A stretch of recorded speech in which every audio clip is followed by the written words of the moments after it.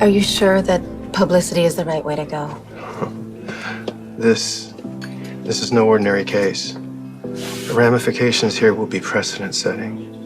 And the question of identity is like at the forefront of our culture right now.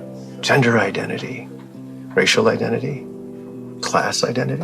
I mean, that's all Drew is asking. He wants the right to be himself and to make his own decisions for his own life. Well, aren't we all? And yet, some would argue against it.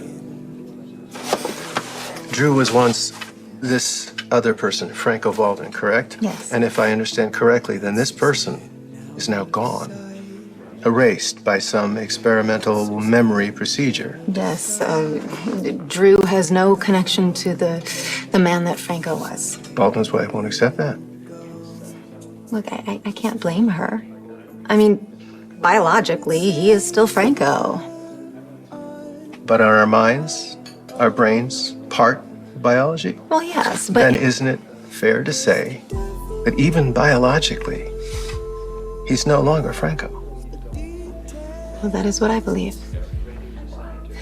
Elizabeth sees it very differently. And she thinks she can force him to have this procedure.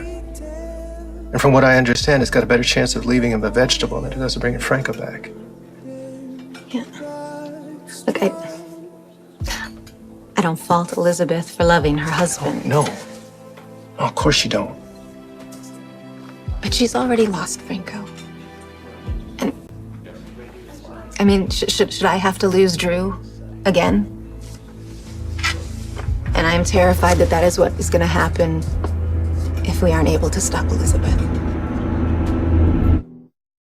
First of all, we're going to detail how Franco came to your rescue, how he knew the risks, that he knew his mind, his memories, and his life, that would all be gone, and that he was brave.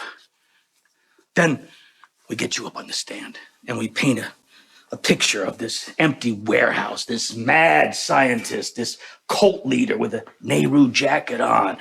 And there was a gurney, and he was hooked up to all of these machines, and it was, a lot of currents. And I could tell them how terrified I was and how I didn't know if I was going to get hurt or be killed. Great. And then I could tell them about how Shiloh and that scientist guy drugged me up, and I was out of it, and I just Wait a minute. Drugged up. Do they know that you were drugged up? No, I don't think so. No. We don't mention that. It could ruin your credibility as a witness. Okay, but what if they ask? Well, then we'll cook something up, we'll have an answer. Do you want me to make something up? No. Tell the truth, the whole truth. See, that's where we're gonna win. It's gonna hurt them. See, then we're gonna paint the picture of Franco, the hero. He put his life on the line to save yours. Well, it's funny, you make it sound so dramatic, but that's exactly what happened. Well, good. That's what we're going to argue, that he chose to give up his life for yours. And he wants to come back, and he deserves every opportunity to do that. Drew is a decorated Navy SEAL hero. He has earned the right to make his own decisions and determine his own future. I mean, he should not be subjected to a procedure that he doesn't want. No, you can rest assured, Kim, that's not going to happen. Okay, so how do you plan to defend his rights? First, I intend to establish that there are no emotional, social, or intellectual traces of Franco Walden left. And since she had him declared incompetent for that very reason, his wife won't be able to argue.